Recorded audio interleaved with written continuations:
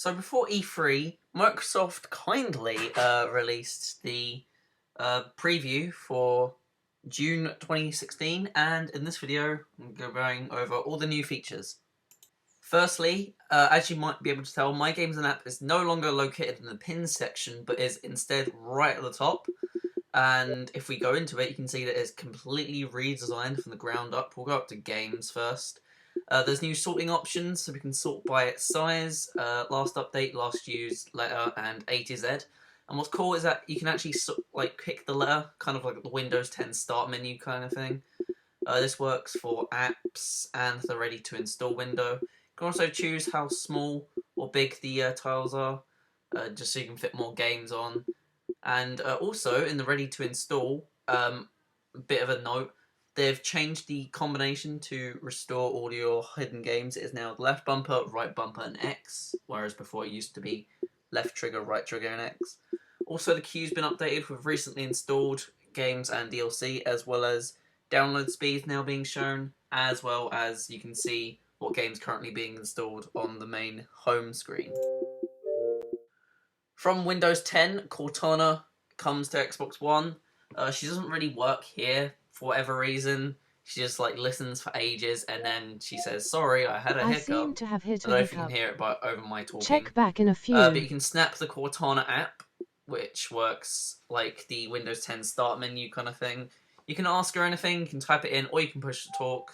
I tried to say, "Hey Cortana." She picks it up, thankfully, Shane. So it's not that broken.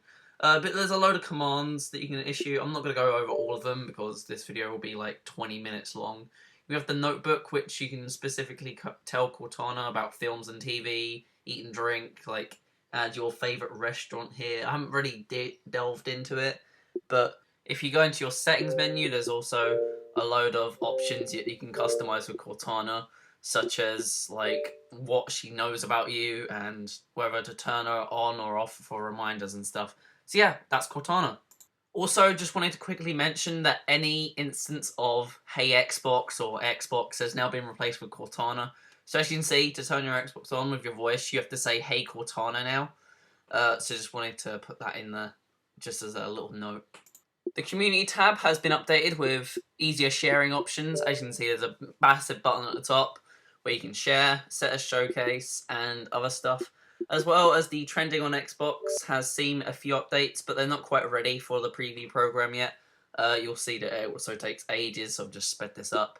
But as you can see, not much here, just a few categories, as they're still working on revamping it. So that's the new community features.